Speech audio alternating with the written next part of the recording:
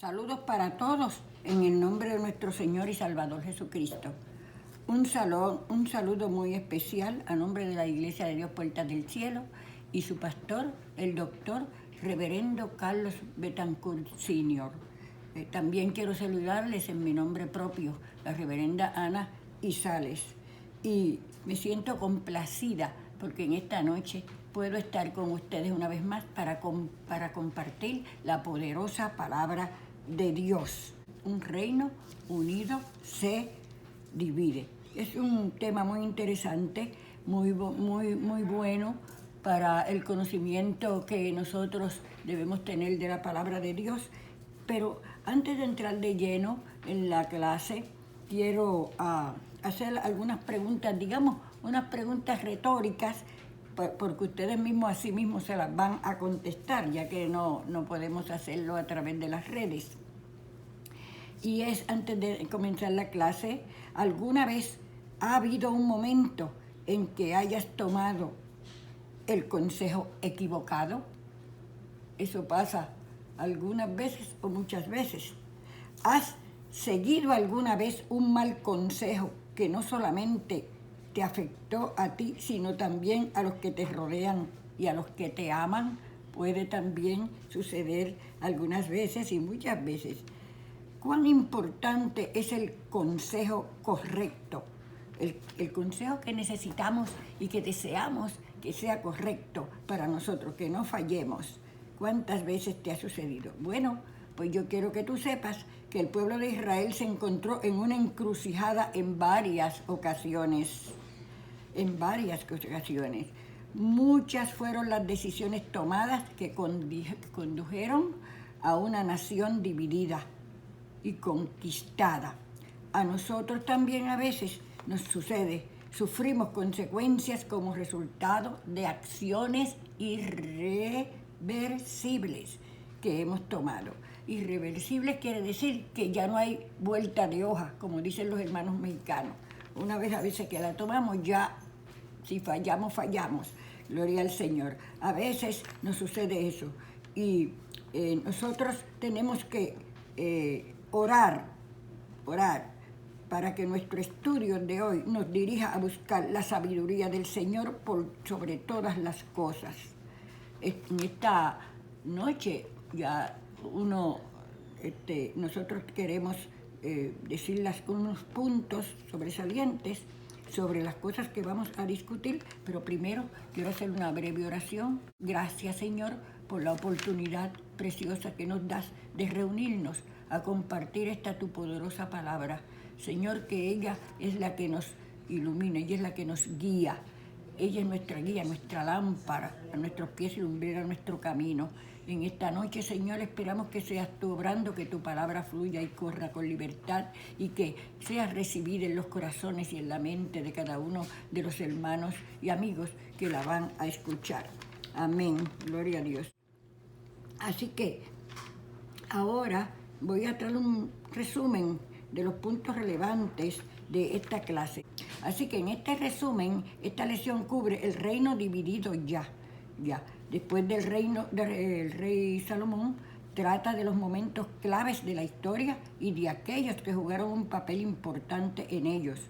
Esto nos permite dar una mirada a lo que enfrentaban los dos reinos y las decisiones que toman los líderes en todo momento. Sin embargo, sabemos con frecuencia el resultado destructivo de prestar atención a los consejos malignos.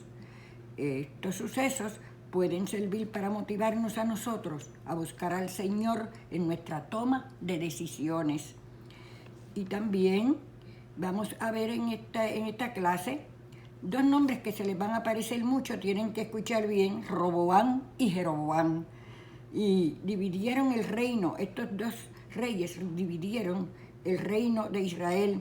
También vemos un contraste con el avivamiento de Josías y el malvado rey Manasés. Los asirios conquistaron a Israel y el cautiverio babilónico dio inicio. Estos son los puntos que vamos a estar trabajando en esta noche, en esta clase. Alabado sea el nombre del Señor. el primer punto que vamos a ver es: el consejo de los malignos divide el reino. La fuente de la división, ¿cuál fue? ¿Cuál fue esa fuente que hizo posible que ese reino que David lo dejó, un reino inmenso, poderoso, que fuera dividido? Bueno, sobre eso existe una historia importante en este capítulo que vamos a ver primero. Y Salomón todavía estaba en el reino, pero debido a su deseo de tener mujeres extranjeras que volvieron su corazón a la búsqueda de ídolos y sed de riquezas que tenía y de posesiones, Dios le promete quitarle parte del reino a sus descendientes, no a él durante lo que le resta de vida, sino le va a quitar parte del reino al descendiente, al que le toque reinar después de él. Dios envía un mensaje con el profeta Ahías Silonita, un profeta que él usaba. Después de esto, el profeta fue enviado a Jeroboam para decirle que sería el rey de las 10 tribus del norte de Israel. O sea, él le dice a Salomón por sus fallos: yo voy a quitarle una parte del reino a tu siguiente, que va a estar en ese trono, tu siguiente hijo. Entonces, le manda un mensaje a este hombre, Jeroboam, y le dice: mira, 10 de las tribus de Israel yo te las voy a dar a ti y tú vas a ser el rey. Pero no solo le manda ese mensaje, le explica por qué iba a quitar el reino a Salomón, y esa medida se debía a las prácticas idolátricas, porque nuestro amigo Salomón había caído en ese sitio. Salomón, y a la corrupción, al culto del Señor. Él se había corrompido.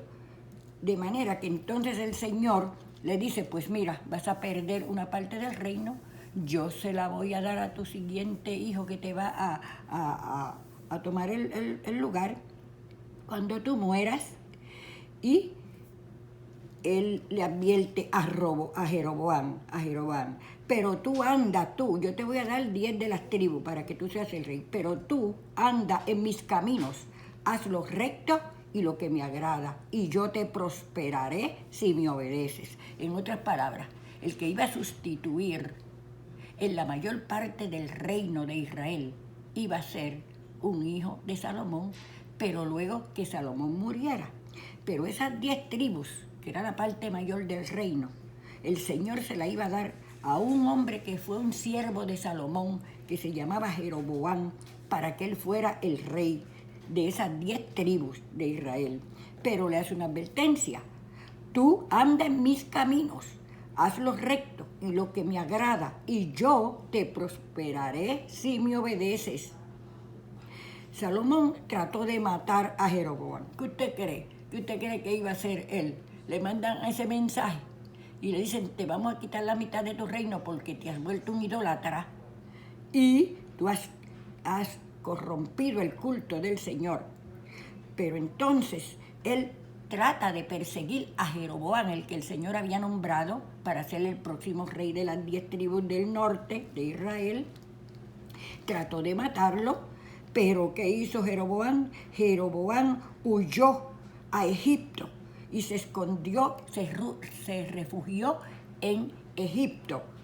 Sin embargo, a pesar de una bendición tan grande que Dios le da a este hombre, una posición que él no pensaba en la vida que iba a tener, él era un siervo de Salomón, y Dios le dice: tú vas a gobernar la parte más grande de este reino, un reino inmenso, un reino poderoso que dejó David. Sin embargo, Jeroboam no estimó la autoridad que Dios delegó en él y la posición que le dio, como quien dice, sin merecérsela. De manera que después de la muerte de Salomón, su hijo Roboam, el hijo mayor, fue el próximo rey de la nación. Así que las tribus de Israel llamaron a Jeroboam, que ya Dios le había dicho que iba a gobernar sobre esas 10 tribus, para que regresara de Egipto a reunirse con Roboam en el sur, para tratar algunos cambios en el reino. Ahora el reino está gobernado por el hijo de Salomón, Roboam, pero Jeroboam, ya Dios le había dicho, tú vas a gobernar la mayor parte, tú vas a gobernar en el norte, las 10 tribus del norte. Y Roboam, el hijo de Salomón, va a gobernar solamente la tribu de Judá en el sur. Y pues lo mandaron a buscar, los del norte, las 10 tribus mandaron a buscar a Jeroboam para que regresara de Egipto, donde se había refugiado, porque Salomón lo quería matar como un enemigo que se creyó que tenía. Así que lo mandan a buscar a Egipto para reunirse con Roboam, con el rey en el sur, para tratar algunos cambios en el reino. Roboam, el rey de Judá, era muy joven, era inexperto y no tenía mucha capacidad todavía como para encargarse de un reino tan grande como el que dejó David. Y era joven, inexperto, se dejaba influenciar fácilmente por otros, se sentía incapaz de tomar decisiones. Así que cuando Jeroboam, el que Dios había nombrado para gobernar las 10 tribus del norte, este muchacho, Jeroboam, le solicitó al rey Roboam, el que estaba en el sur, le solicitó el consejo de que los ancianos, como se acostumbraba, se reunieran, pero él no los escuchó. Así que cuando Jeroboam le solicitó hablar del asunto, Roboam solicitó, sí, ok, que vengan los ancianos. Eso era una costumbre que había en Israel. Venían los ancianos, se reunían con el rey, se tomaban las decisiones, pero ¿qué pasó con Roboam? Que Roboam era un joven, muy joven, era inexperto y se dejaba influenciar fácilmente por otros y no se sentía capacitado para tomar decisiones propias. Así que cuando Jeroboam le solicitó hablar del asunto, Roboam solicitó el consejo de los ancianos, sí, cómo no, eso era la ley, pero no los escuchó. Los solicitó, se reunió con ellos, pero no los escuchó. Ahora bien, ¿quiénes eran los ancianos? Eran creyentes, gente que conoce la palabra de Dios, que tienen una relación íntima con Dios. De manera que eran muy entendidos en la palabra, en la consejería, y los reyes los usaban con ese propósito. Pero Roboam no los escuchó, no les hizo caso a ellos, ¿verdad? Así que entonces, miren lo que sucede. Roboam no estaba capacitado para hacer esas cosas, y lo que hizo fue que llamó amigos jóvenes de él. Le dijo, me quiero reunir con ustedes, amigos míos, para que me den unas ideas, para que me den unos consejos, porque los del norte, las 10 tribus del norte, están esperando que yo les dé una respuesta de que quieren que hagamos unas cosas con las tribus, algunas cosas. Entonces, los muchachos eran jóvenes igual que él, eran también inexpertos, eran también que no podían darle buenas decisiones, porque estaban como él, eran igual que él, ¿verdad? Entonces eran inexpertos también, eran ignorantes, no estaban capacitados para aconsejar. Así que lo que pasó fue que cuando le dieron las ideas que tenían, lo que trajeron fue destrucción, tomando la decisión equivocada, y el consejo de los malignos llevó a la nación a la destrucción. ¿Qué pasó? Pasó que los del norte, que estaban esperando que el rey Roboam les respondiera de lo que habían propuesto, de hacer unas enmiendas y unas cosas, se fueron para el norte. Dijeron, Israel, a tus casas, vámonos, aquí no hay nada que hacer. Se fueron para el norte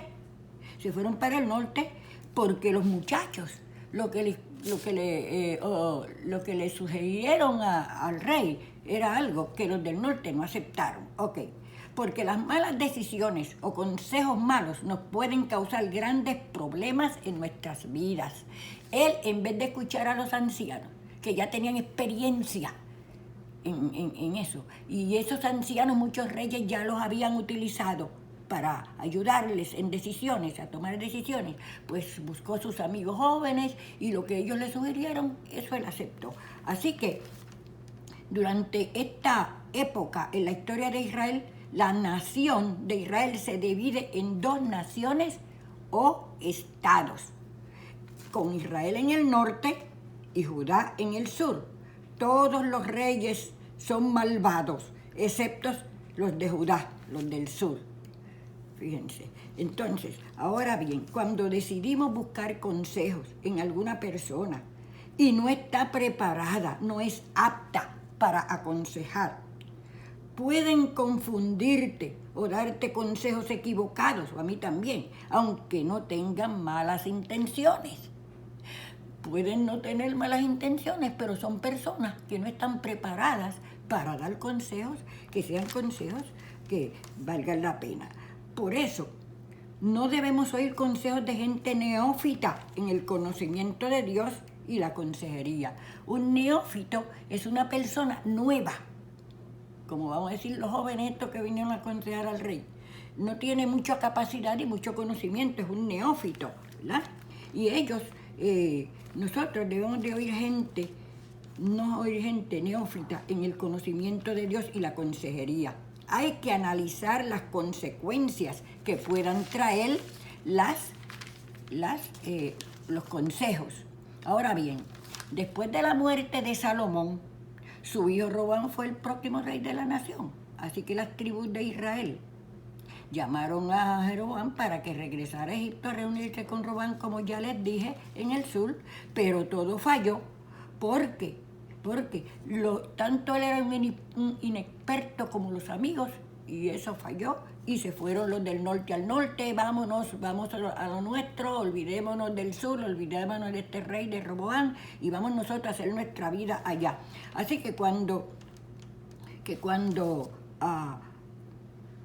ellos vinieron, los ancianos, él no le hizo caso, no los escuchó. Ahora bien, ¿quiénes eran los ancianos? Eran creyentes, gente que conocía la palabra de Dios, que tenían una relación con Dios, intimidad con Dios, como les dije.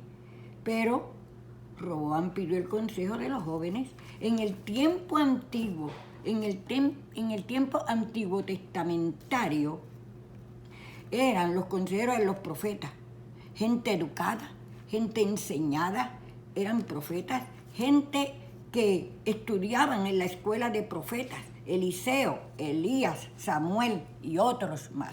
Sin embargo, ¿cuál fue el problema principal de Roboam el rey y Jeroboam el que estaba gobernando en el norte? Habían 3 puntos, oye esto, 3 puntos. No buscaron a Dios. El menos que mencionaron en esa hora de tomar esa decisión fue a Dios. No buscaron a Dios. Número 2, no obedecieron los mandamientos de Dios. No escucharon a los ancianos. Así que el consejo de los malignos dividió el reino. Así que entonces, fíjense cómo los consejos, tener buenos consejeros, recibir buenos consejos es bien importante. Cuando tú pienses que necesitas un consejo, ¿dónde primero debes de ir? ¿Qué es lo primero que debes hacer como gente de fe? Bueno, lo primero es orar. Ve ante Dios en oración. Dios nos habla. Mira los puntos que te voy a dar aquí. Dios nos habla. Isaías lo presenta como consejero, el que nos habla en la mente, en el corazón, por su palabra o por personas que envía para que nos den un buen consejo. Busca la dirección y la guianza del Espíritu Santo. La obra del Espíritu Santo es mostrarnos a Cristo, su poder, su misericordia, ¿verdad? y el Espíritu Santo nos redarguye y nos corrige. Él mora en nuestros corazones, nos ilumina para que tomemos decisiones correctas cuando se lo pidamos en oración. Él nos consuela, es el gran consolador. El Espíritu Santo es la persona de la tercera Trinidad que nosotros podemos contar con Él, porque es el campo en el que Él obra es inmenso.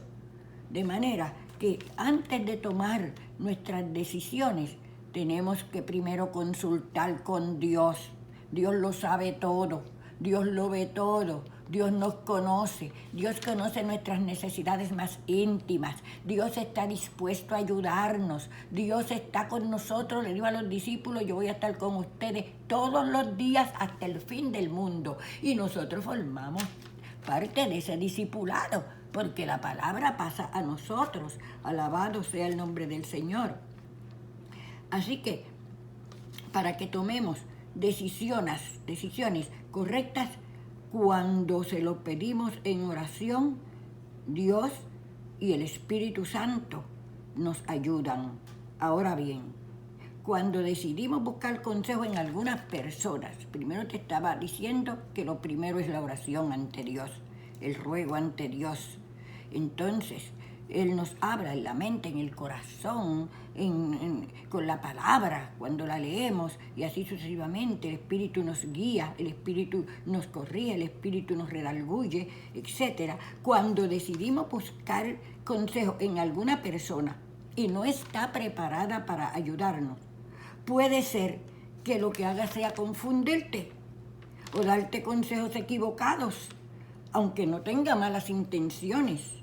Por eso no debemos oír consejos de gente neófita, como les dije. Debemos de buscar gente madura.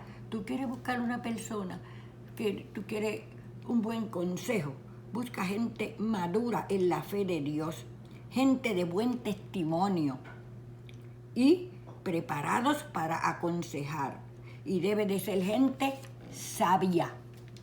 Gente sabia. Los jóvenes que buscó el rey Roboam para que lo aconsejaran eran muchachos inexpertos, no tenían capacidad para tomar decisiones para ellos mismos, menos para otros, pero no eran gente sabia, y ese fue el fallo. Ahora bien, debemos aconsejarnos con gente madura en la fe de Dios, personas de buen testimonio y preparados para aconsejar. Debe ser gente sabia. Ahora bien, una definición para este término, sabio, es aquella persona que actúa con cordura en la vida diaria y en sus decisiones. Es la persona, vive y demuestra que es una persona sabia. La sabiduría es una de las virtudes intensamente práctica, no teórica. Entonces se practica, se vive, se demuestra. ¿Cómo uno sabe que una persona es sabia? Por sus hechos, por cómo actúa, por cómo vive, y entonces cómo habla. Pero la sabiduría en sistemas más amplios pertenece solo a Dios. Job, capítulo 12, versículo 13. Isaías, capítulo 31, versículo 2. Daniel, capítulo 2, versículos 20 al 23. Nos habla sobre esto, sobre la sabiduría que pertenece solo a Dios. Pero esta sabiduría Dios la otorga como un don a los seres humanos, hombres y mujeres que le sirven a Dios con fidelidad. Oye, 3 cosas. Con fidelidad. Confían en Él y colaboran para que el propósito de Dios se cumpla.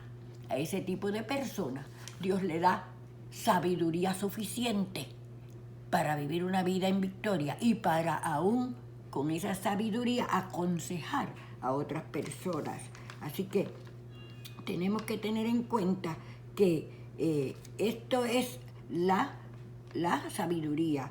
Ahora bien, y en definitiva, la sabiduría consiste básicamente en aplicar lo que uno sabe a lo que uno hace a fin de lograr un buen vivir.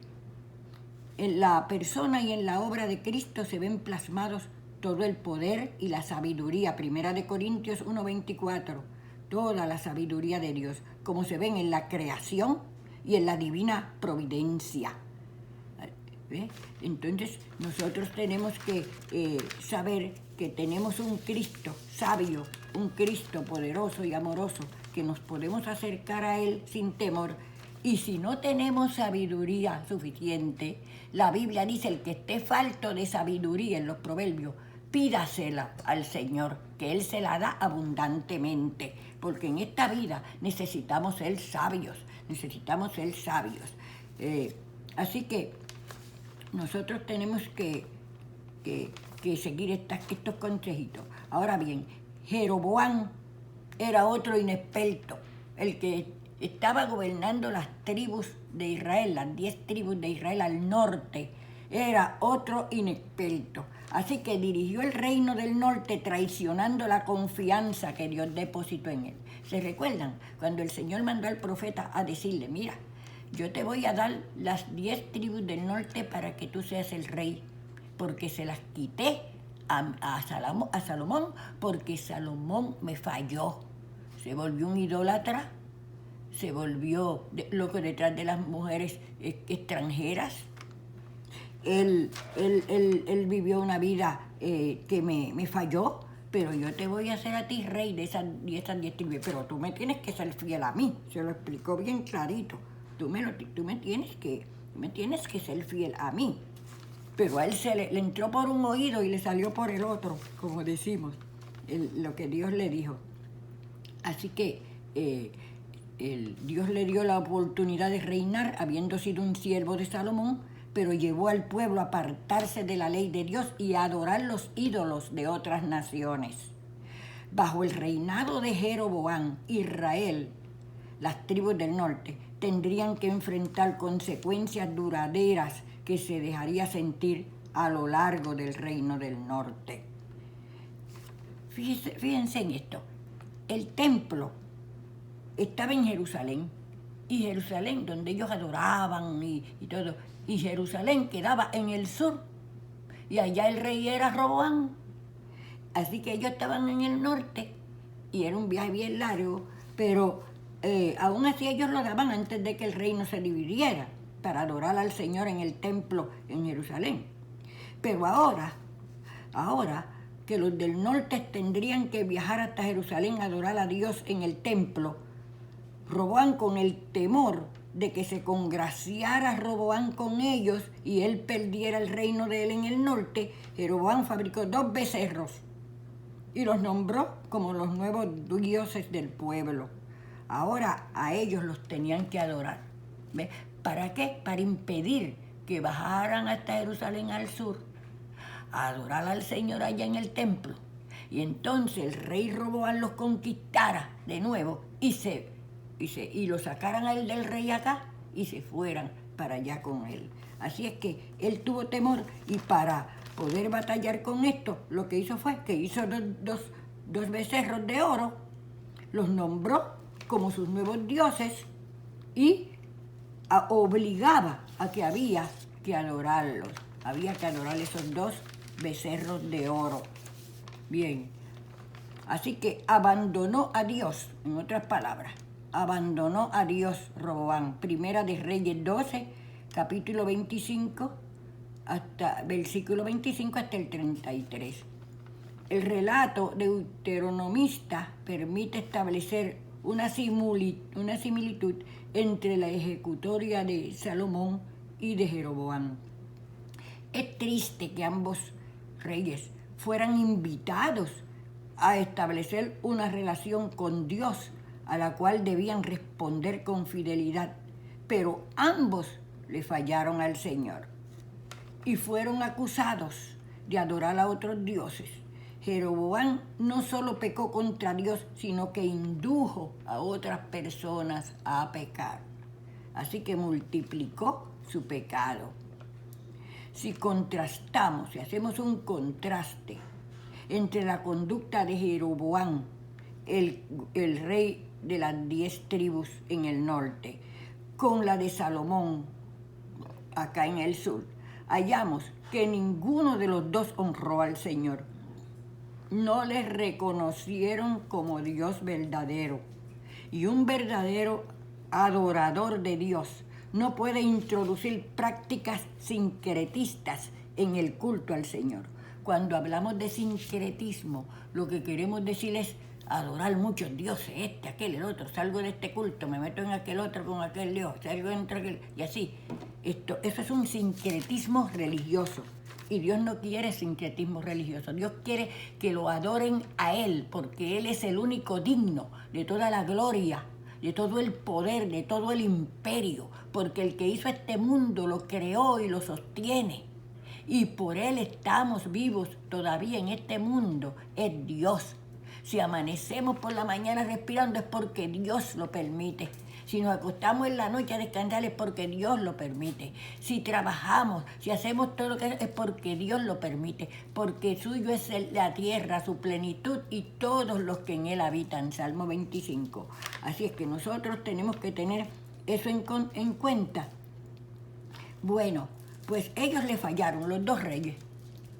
Salomón, el Señor le dio tanta bendición y lo enriqueció de una manera terrible.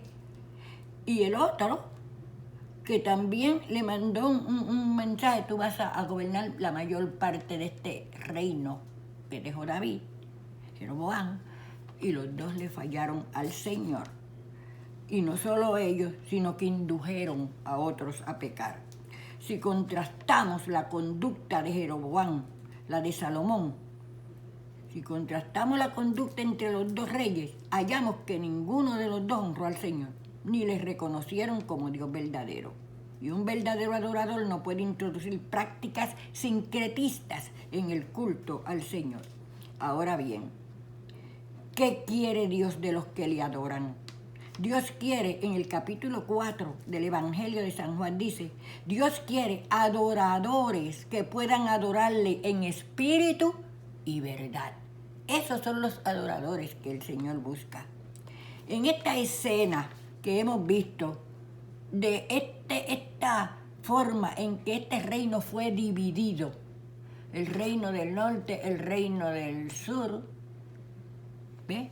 Fue dividido. Si nosotros vemos, observamos cómo una persona llamada por Dios para una misión no puede realizarla al desviarse de las directrices divinas. En esta historia hay una enseñanza bien importante para los creyentes. Y no importa cuánto trabajo realices, si los principios que regulan la ejecución de ese trabajo no responden a las expectativas divinas. Todo lo que nosotros hacemos debe de ser del agrado de Dios. Debemos de contar con Dios.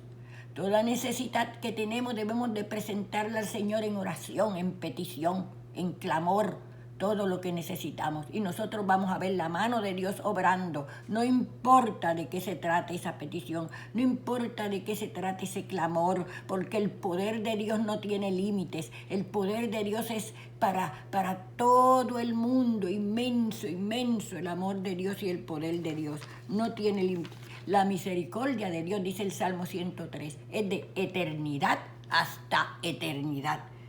Alabado sea Dios.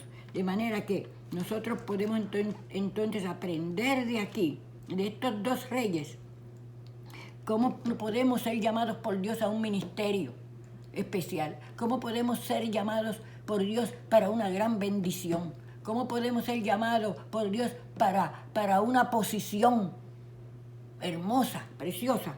Pero si nosotros no trabajamos dejándonos llevar por los principios que regulan ese trabajo por Dios, nosotros no estamos respondiendo a las expectativas divinas. Y ahí hay riesgo, ahí hay peligro, porque el Señor no puede quitar todo como le hizo a esos dos reyes. Este no es el final, sino simplemente el comienzo de una de las épocas más oscuras para el pueblo de Dios bajo el antiguo pacto. O sea, el hecho de que ese reino se dividiera un reino que fue de los más impresionantes, de los mayores del mundo de ese tiempo que dejó David. Se dividió en dos estados, el norte y el sur. Bueno, ese no es el final, simplemente el comienzo de una de las épocas más oscuras para el pueblo de Dios bajo el antiguo pacto.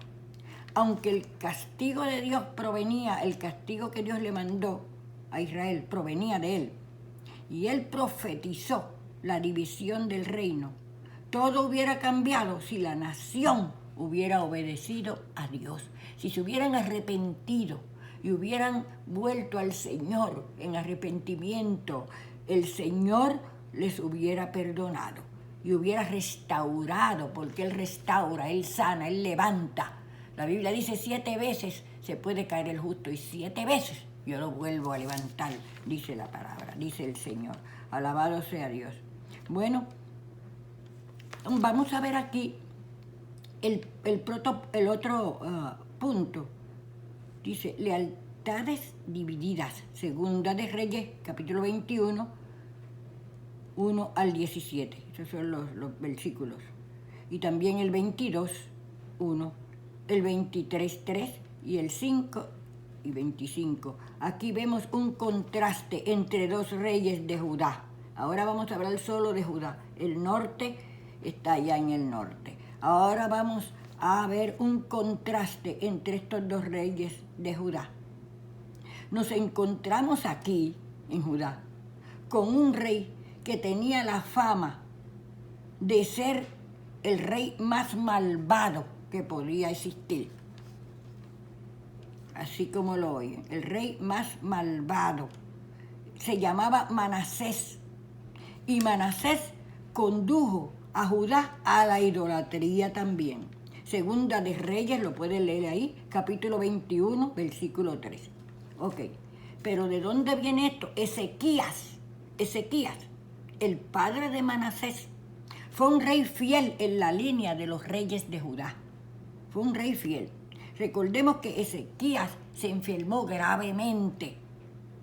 Oró a Dios, hizo una petición a Dios que uno la encuentra en las crónicas. Oró a Dios y Dios le mandó, le añadió 15 años más de vida. Miren qué bendición, miren el Dios que nosotros le servimos. Estaba grave, se iba a morir.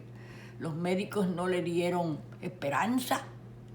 Te vas a morir muy pronto, arregla tu casa, prepara tus papeles, porque te vas a morir. Tan sencillo como eso. Pero ¿qué hizo él? Él se tiró de rodillas y él levantó un clamor a Dios. Y él empezó a gemir y él empezó a llorar delante de la presencia de Dios. Y Dios le dijo al profeta Isaías, vete y dile que sí, que está bien. Yo le voy a dar 15 años más de vida. Había un pastor amigo de nosotros que decía, el problema es cuando se cumplan los 15 años. Bueno, pero esa es una broma que él decía. Ok, este hombre, Dios le añadió 15 años de vida, pero miren lo que pasó en esos 15 años. En esos 15 años de vida fue que él tuvo un hijo que se llamó Manasés, del que le hablé, que decían que ese era el rey más malvado que podía existir. Ok, condujo a Judá a la idolatría.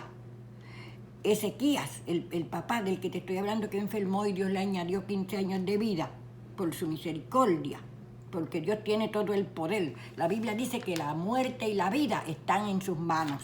Gloria al Señor. Así que Ezequías tuvo ese hijo en esos 15 años, pero en esos 15 años que Dios le añadió, Ezequías tuvo su hijo Manasés, el malvado que todo el mundo no lo podía ni ver.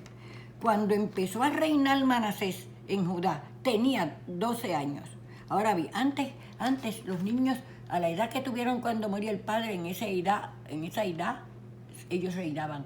Pero le ponían tutores para que le ayudaran, ¿verdad? Porque todavía eran niños. Y ahí iban creciendo, aprendiendo, hasta que el tutor se apartaba de enseñarle. Ok, pues este señor, a los 12 años comenzó a reinar. y fue el rey que más años duró. Era tan malvado y duró más que todos los reyes de Judá, ¿verdad? Ok, y cuando empezó a reinar tenía 12 años. Ahora bien, Dios se deleitó con sus padres, con Ezequías, el que oró y Dios le dio los 15 años. Era un rey muy bueno, muy noble, el pueblo lo quería demasiado y él actuaba con justicia y perfectamente delante de Dios. Pero el hijo salió al revés. Manasés, el hijo, solamente incurrió en el desagrado del Señor debido a que se dio a participar en las abominaciones de las naciones. Versículo 2.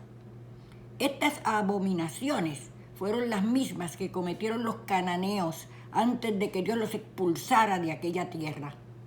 Eso debió ser un claro recordatorio y presagio para el cautiverio que se acercaba de los babilónicos. Eso como que ese hecho parece que debió de haberle hablado a Manasés, que era el rey, y al pueblo. Sin embargo, este no es... déjame buscar aquí, espérate. Ok. Entonces, Ezequías había mantenido de lejos a los asirios. Los asirios eran uno de los enemigos que vivían, que tenían su reino alrededor de Judá. Y ese pueblo, los asirios, eran crueles. En la historia secular, cuando tú lees sobre ese pueblo, era una cosa terrible. Eran crueles a los extremos. Ok, pues Ezequías los había mantenido de lejito, pero su hijo Manasés les dio la bienvenida a seguir sus prácticas pecaminosas que superaron a los antiguos amorreos. Mira qué cosa más grande. El versículo 11 está ahí. Como resultado, Dios profetizó la llegada del cautiverio asirio. Dios le dijo, ¿están así? Ok, pues miren, van a ser esclavos de los asirios, porque ellos los van a atacar y yo no los voy a defender. Ok, ahora bien, Manasés tenía 12 años cuando se convirtió en rey. Él tuvo el reinado más largo y fue el rey más malvado de Judá, según les conté. Su hijo Amón fue asesinado. ¿Qué familita? Fue asesinado. Segunda de Reyes, capítulo 21, versículo 23 al 24. Un hijo que tenía, lo asesinaron, porque cuando murió el malvado Manasés, Amón fue el rey y fue peor que Manasés y lo mataron, la misma gente lo mataron. Ok, pero fíjense que este Manasés, ¿qué podía aprender el hijo? ¿Qué podía aprender? Pues bueno, este tipo adquirió la fama de ser el peor de los reyes, el peor. Entonces, tenía un hijo, el peor de los reyes, Manasés, tenía un hijo que venía siendo nieto de Ezequías y que ese hijo, Josías, se convirtió en rey cuando murió su papá, Amón, que lo mataron. En rey a los 8 años, reinó 31 años y fue uno de los reyes más justos y mejores de Judá, según el capítulo 22, versículos 1 y 2. El nombre Josías significaba a quien el Señor sana, y el Señor usaría a este hombre, un simple niño, en el momento de su coronación para traer sanidad a Judá. Pero primero, su propio corazón tenía que ser sanado. Existen dos comparaciones entre los reyes de Israel, de los del norte y de los del sur, de Judá. Los reyes de Israel eran comparados con Jeroboam, que llevó a Israel a la idolatría. Sin embargo, los reyes de Judá eran comparados con el gran rey David. Josías, como lo hiciera su padre, Ezequías, fue un gran rey como su papá. Así que miren qué cosa más linda. El abuelo y el padre de él eran terribles y él fue un gran rey, justo y amoroso de Dios. En el 18º año de su reinado, Josías envió una ofrenda para reconstruir el templo, porque un día pasó por el templo y vio que estaba desbaratado. Entonces, el versículo 3 al 7, durante la renovación del tiempo, porque él mandó una ofrenda que atendía en el templo, le mandó una ofrenda para que él arreglaran ese templo, lo renovaran. Y el sumo sacerdote redescubrió, limpiando y sacando basura. ¿Qué creen ustedes que encontró? El libro de la ley, la Biblia, para nosotros, el cual había estado perdido desde que murió Ezequías, porque el templo no se abrió más después de su muerte. Hilcías, que era el sumo sacerdote, se lo leyó a Josías, corrió la Biblia esa y corrió allá el libro de la ley, donde Josías, el rey, versos 8 y 9, Josías rasgó su ropa en señal de arrepentimiento. Él envió el sacerdote a consultar a la profetisa Hulda y recibió la noticia de que Judá sería destruido bajo el ataque de los babilónicos, pero no mientras él viviera. Mientras él viviera no iba a suceder eso. Él iba a dar vida hasta cuando él se muriera, que viniera el otro. Entonces, Hulda era una profetisa. Y fíjense cómo este hombre fue sabio, fue un hombre sabio, sabía dónde buscar consejo. Mandó al sumo sacerdote donde Hulda era una mujer de Dios, a quien Dios usaba. Dios no tiene excepción de personas. Dios usa lo mismo hombres que usa mujeres, pero gente que se dé a él, gente que lo ame, gente que lo busque, ¿ves? Que tengan una relación con él especial. Ahora bien, en vez de sentirse tranquilo y agradecido, Josías, ay, porque qué bueno, no va a ser en mi tiempo que van a venir los babilonios y van a arrasar este pueblo. No, él no se sintió tranquilo y agradecido, sino tenía que experimentar, él quería, cuando viniera esa destrucción, él quería que todo estuviera como Dios quería, ¿verdad? Él sabía que no iba a experimentar el juicio de Dios, pero él entendió cuando oyó la palabra de la destrucción de Judá, que iba a ocurrir en el futuro, ok, pero movió eso a Josías a la acción. Se propuso renovar el pacto con el Señor, abolir la idolatría sobre la tierra. Capítulo 23, 3 al 5. Así que Josías se volvió a Dios con todo su corazón, con toda su alma y con toda su mente. Segunda de Reyes 23, 25. Qué cosa más grande, qué cosa más linda. Cuando Dios trae a nuestro corazón, a nuestra conciencia, nuestra realidad, hay que hacer el cambio y accionar inmediatamente a lo que Dios dice que hagamos. Alabado sea el nombre del Señor. Así que él vio que tenía que hacer algo para que Dios se agradara de ellos. El Espíritu Santo nos redarguye y nos convence. El Espíritu Santo nos hace ver nuestras equivocaciones y nos hace ver lo incorrecto que podamos estar haciendo. Así que fíjense también qué bonito. Ahora bien, ¿cómo puede una nación, cómo puede un pueblo de Dios, cómo puede un individuo librarse de una cosa como la que iba a venir sobre Judá o de una cosa terrible que pueda estar sucediendo? ¿Cómo podemos librarnos de los males? ¿Cómo podemos librarnos de las cosas negativas que pasan? Pues mira, Dios usaba y usa hombres y mujeres, antes los profetas, para hablar a los individuos. Le habló a Jeroboam, le habló a Salomón, ahora le hablaba también a ellos, a otras personas. Okay. Dios nos advierte cuando tenemos que cambiar actitudes negativas, cuando tenemos que cambiar el carácter, cuando tenemos que cambiar el temperamento, o nos estamos alejando de Él también. ¿Ah? Él nos advierte. Fíjate, hay gente que dice, no, yo no cambio mi carácter porque yo nací así, yo soy así, nadie me puede cambiar.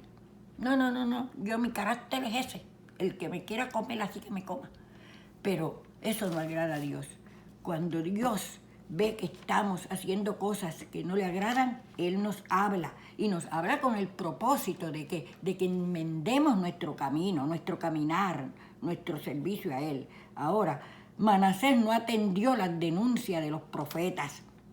Sin embargo, Josías decidió no imitar la conducta errónea de su abuelo Manasés y de su padre Amón, el que mataron. Cada uno tiene que tomar sus decisiones. Fíjense, Manasés decidió seguir a las naciones que le rodeaban con sus ídolos y servir a sus dioses. Josías decidió servirle al Señor, tan sencillo como eso. ¿Ah? El rey Josías, cuando vino el sumo sacerdote y le leyó el libro de la ley, no se quedó quieto, no se quedó con eso, ¿verdad? Sino que accionó, ordenó restaurar el templo, organizó nuevamente la adoración al Señor en el templo. Las consecuencias de nuestras malas decisiones se dejan sentir a nivel de familia, de individuos, de humanidad, de comunidad o nación, ¿verdad? Pero déjame decirte esto. A pesar que su abuelo y su padre eran los reyes más malos que tuvo Judá, a pesar de eso, él no se dejó llevar para actuar como ellos actuaban. Él sintió que él era una persona aparte. Él sintió que él podía tomar sus decisiones y que tenía que hacer sus decisiones para su salvación, que no era necesario que siguiera los pasos del abuelo ni los pasos del papá. Cada uno de nosotros tenemos que hacer nuestras decisiones, especialmente nuestras decisiones espirituales. No podemos seguir a gente que está en pecado, a gente que está mal, a gente que no escucha la voz de Dios, aunque Dios le amoneste. No, cada uno tiene que tomar sus propias decisiones. Este muchacho podía haber seguido los pasos de Manasés, el rey más malo que tuvo Judá, y ser tan malo o peor que él. Pudo seguir los pasos del padre que lo mataron, lo asesinaron por malo que era. Pero él decidió que no, él decidió que iba a ser un hombre de paz, que iba a ser un hombre justo, que iba a ser un rey bueno, que iba a ayudar a su pueblo. Y eso fue lo que hizo. Proclamó cambios en la ciudadanía, accionó, ordenó, vamos a arreglar esa iglesia, vamos a levantar esas vigas, vamos a meterle banco, vamos a arreglar todo esto porque esta es la casa de Dios y aquí nos vamos a estar reuniendo otra vez como en el tiempo de mi abuelo Ezequías, a servirle a Dios. ¿Ok? Asimismo, mandó a llamar los levitas, que los habían botado del templo. Vinieron los levitas, se pusieron a trabajar con el sumo sacerdote y arreglaron todo, una cosa maravillosa, ¿verdad? Así que las consecuencias de nuestras malas decisiones se dejan sentir siempre. Josías es un ejemplo para nosotros de interceder por la sociedad, de trabajar por la sociedad, de trabajar por los demás. Gloria al Señor. Ahora bien, el reino del norte, que lo lideraba Jeroboam, se alió con otros pueblos, se alió con Egipto, se alió con Asiria, pero ellos le exigían contribuciones, los tenían como esclavos, tenían que pagarle contribuciones, ¿verdad? Así que, fíjense cómo ellos no hicieron como hizo aquel muchacho, aquel rey joven, ¿verdad? Josías. Ahora bien, Roboam y Jeroboam dividieron a Israel. Roboam controló Judá, Jerusalén y el templo, y Roboam las 10 tribus. Ya yo le dije eso. ¿Qué hizo Israel? Cuando el Señor le otorgó su ley a su pueblo, Israel como nación rechazó todo esto. Versículo 15. Como resultado, Israel sufrió juicio de Dios. Para el año 721 a.C., Asiria, a la que él le pagaba contribuciones, fíjese qué mal paga el diablo a quien bien le sirve. Fíjese, en el año 721 a.C., Asiria conquistó a Israel y deportó cautivada toda aquella generación, tomando a los pueblos conquistados de todo el imperio y transportándolos. La causa, la raíz de la caída de Israel, de las 10 tribus, fue la idolatría. Idolatría significa poner en el lugar de Dios objetos, personas, ídolos. Dios es Dios y Dios reclama la adoración solamente para Él. Él no acepta otra cosa, porque de Él es el mundo, su plenitud y los que habitamos en Él. Él hizo el mundo, lo creó. Padre, Hijo y Espíritu Santo lo hicieron. Ok, de manera pues que en la época del rey Sedequías, los babilonios sometieron a la nación de Judá, la del sur. Primero fue el norte, se lo llevó el rey del norte, y después ahora el rey,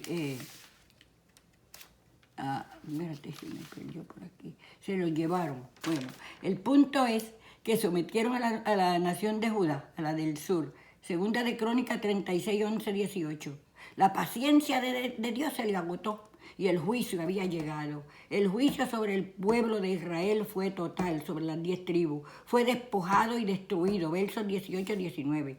La destrucción de la ciudad en el año 586 a.C. no podía ser peor. Judá fue transportado a Babilonia, donde permaneció 70 años hasta que Dios levantó a los medopersas que combatieron en Babilonia y ganaron y se posesionaron de la ciudad. Hasta esos 70 años, porque entonces esos reyes que vinieron fueron buenos y los que sobrevivieron de los 70 años los dejó ir, regresar a su pueblo.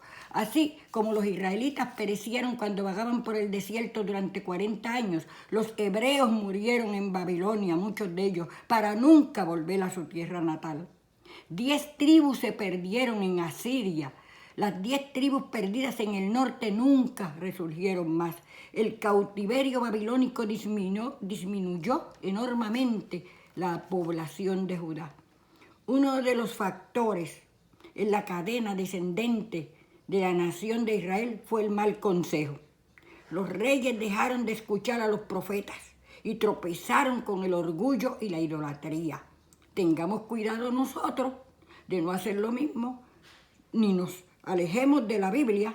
Si nos alejamos de la Biblia y de aquellos que el Espíritu nos envía para aconsejarnos, no hay remedio para estos pecados. Solo recurrir a Cristo. Ese es el único remedio. Tengo aquí unos consejos sobre las decisiones. Unos consejos sobre las decisiones. La toma de decisiones. También lo conocemos como poder decisional. En lenguaje escritural, libre albedrío. ¿Usted ha oído hablar del libre albedrío? Libre albedrío es un don que Dios nos da. Desde el principio nos ha dotado del poder decisional o libre albedrío. O sea, el ser humano está dotado para escoger, decidir entre lo bueno y lo malo. Con este libre albedrío, poder decisional, el ser humano puede liberarse, tomar decisiones, así que somos libres y responsables. Somos libres y responsables de tomar decisiones. Así que elegir nuestras decisiones conscientes de cuáles consecuencias podemos tener. De hecho, la vida es una toma de decisiones desde que nos levantamos, qué comemos, qué nos ponemos, dónde vamos a estudiar, qué universidad, qué colegio, etcétera. ¿Qué hago con mi finanza? En lo espiritual, me acerco más a Dios o me alejo de Dios. Tú decides si sufres o dejas de sufrir, te casas o no, con quién lo decides. Decisiones. Sin embargo, la toma de decisiones es inevitable, pero es ineludible. Las decisiones que tomamos están relacionadas con nuestros valores y principios. Las personas que toman decisiones, a algunas personas no les gusta tomar decisiones. Se angustian y desean que otros tomen las decisiones por él. Aconséjame, ¿qué hago? Inclusive hay quien consulta los horóscopos y los adivinos. Pero muchas decisiones tomadas por el humano están inspiradas en la maldad. La maldad ha sido sinónimo de pecado. Pero déjame decirte, no hay tal cosa que seamos víctimas del destino. La mayoría de las veces somos víctimas de nuestras decisiones. Los expertos en esta área dicen que el 99% de las veces que tomamos decisiones bajo presión nos equivocamos. Piensa bien en las consecuencias que pueden tener. Ora, pídele al Espíritu Santo que te ilumine en tu toma de decisiones. Ahora, hay una decisión que nadie puede hacer por ti. Y es decidirte a aceptar a Cristo como tu Salvador. Ahora, es la decisión más importante que cualquier persona puede tener. Pero es personal y voluntaria. Ahora, Cristo hizo lo que tenía que hacer. Dio su vida en la cruz para salvarte. Así que tú decides, ¿le aceptas o no le aceptas. Dios te bendiga mucho y nos vemos en otro miércoles.